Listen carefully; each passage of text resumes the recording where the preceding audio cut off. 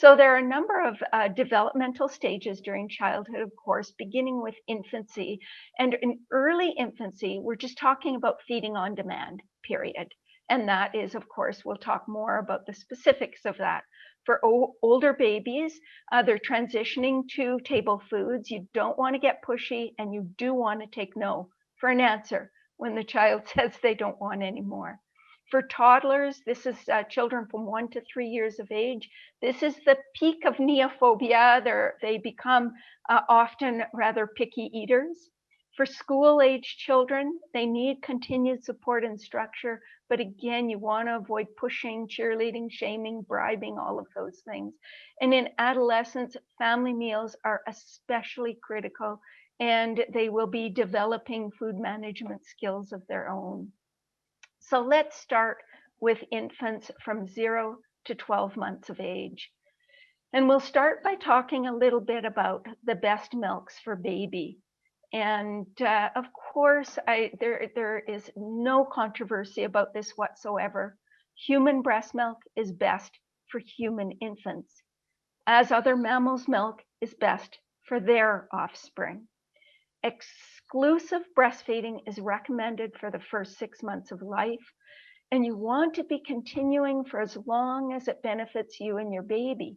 Normal, natural human weaning is 2 to 4 years. And I know that seems a lot for people, but that is natural human weaning. And if you can continue for 2, 3, or 4 years, the benefits you provide your child are really quite extensive. There are multiple advantages both for baby and for mother. And we do have studies that have compared the breast milk of vegetarians with the breast milk of omnivores, and compared to the breast milk of non-vegetarians, the breast milk of well-nourished vegetarians contains about the same level of macro and micronutrients. It does, however, contain smaller amounts of omega-3 fatty acids, and it also contains far fewer environmental contaminants, especially among vegans, which is a huge advantage to your child. So what are safe alternatives to breast milk for people that cannot or choose not to breastfeed? The only acceptable substitute for breast milk in the baby's first year of life is commercial infant formula. Of course, if you're unable to breastfeed, there is the option of acquiring human breast milk from a milk bank, for example, but this is very expensive. So the only other alternative to breast milk is commercial infant formula. And for lacto-ovo vegetarians, what most authorities like the American Academy of Pediatrics will recommend is cows-based formula, and they'll recommend soy-based formula for vegans or for babies that can't consume cow's milk.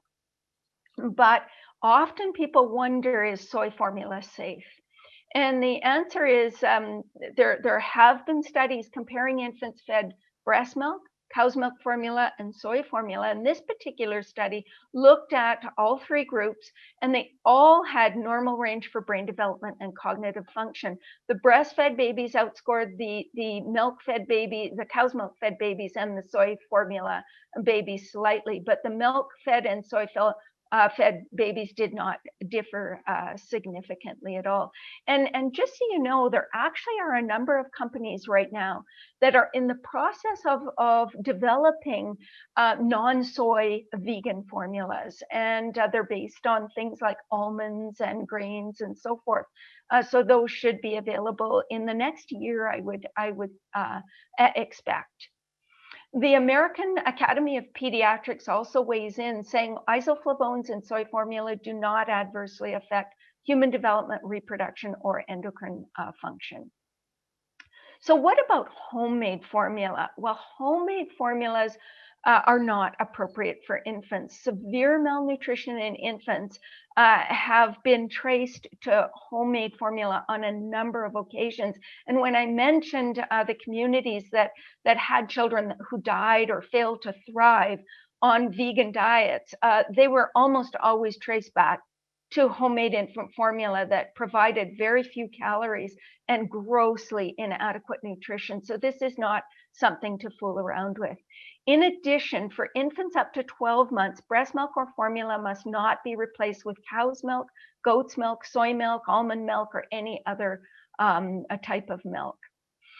So let's move on to complementary feeding. When should we start baby on solid foods? Well, we want to start solids around 6 months of age when a baby shows signs of readiness. Some people say, well, why not earlier? Why not at 3 or 4 months of age? Well, the baby's actually not developmentally ready. He or she is not physiologically ready.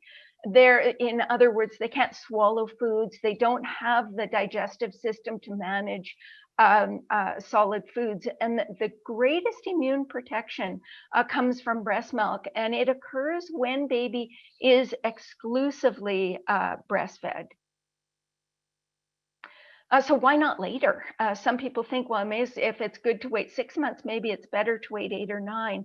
But by 6 months of age, babies need the additional calories and the additional iron provided by solids. This is a really critical period for adapting to various tastes and textures.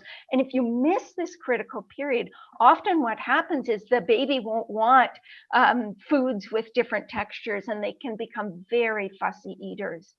So the first foods should be iron-rich foods. And so iron-rich infant cereals mixed with breast milk or formula would be a reasonable choice. Well-cooked or blended mashed tofu, lentils, or beans would also be a reasonable choice. And then, of course, because babies are developmentally ready for solids at 6 months, you can also start vegetables and fruits and grains and nut and seed butters and creams. And I know this is a surprise for some people. We used to tell parents to wait for at least a year or more if there was a history of allergy, to wait 2 or 3 years before introducing nuts and seeds in the form of butters and creams. And, this new thinking now is that we should not delay the introduction of potential allergens. And we should be introducing them actually very early and with medical support for infants at very high risk. But what we found, what research has found, especially where peanuts are concerned, is that early introduction of peanut protein will actually dramatically reduce risk of allergy in children. So this is something to be very aware of. So what kinds of textures are appropriate? Well, a 6-month-old baby can safely handle a variety of textures. And usually you'll start with a pureed food at the very beginning, and then very quickly, to a lumpy or mashed or finely chopped kind of texture. Soft finger foods are also appropriate for babies once they've, started the solid foods. There are a number of baby food no-nos. There are several foods that are not considered safe for babies. Unpasteurized dairy, cow's milk, processed meat, honey, raw sprouts, with the honey and sprouts, it's danger of bacterial contamination, sugar-sweetened beverages, fruit juices, foods with added sugars to age 2, actually, protein powders, and any foods that present choking hazards like hard, round, or sticky foods. And then we also want to limit commercial rice products, because these products have been found to be quite high in arsenic. And of course, babies with the tiny little bodies, this is not a good thing. So you really don't want to be providing a lot of commercial rice products. And something that people should be aware of is baby's milk is still the main source of calories. For 6 to 8 month olds, it will still be providing about 80% of their calories. By 9 to 12 months, it's about 50%. And at 1 to 2 years, it's about 30% of their calories. And there's a lot of debate about whether we should be doing this baby-led weaning versus spoon feeding. And baby-led weaning is just allowing babies to feed themselves and not actually spoon feeding them. And it does allow baby greater control of their food intake, and they can stop eating when they're full and so on. Babies in baby-led weaning are just given food on their tray and encouraged to explore it and eat whatever they can get into their mouths independently. I feel that a compromise may be a reasonable, especially for slower growing babies.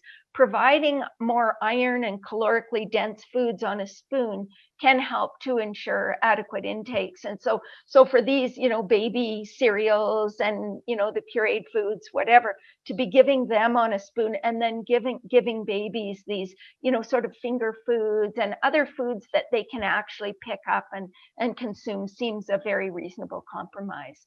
What about supplements? Well, breastfed babies need vitamin D, about 10 micrograms up to 12 months of age. And the American Academy of Pediatrics actually recommends a milligram per kilogram of iron beginning from 4 months until recommended intakes are met by solid foods.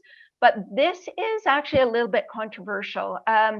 A lot of pediatric organizations around the world don't believe that's necessary. So this one's a bit of a judgment call here. I would suggest, discussing it with your healthcare provider. For formula-fed babies, you don't need to use any supplements at all if iron fortified formula is used.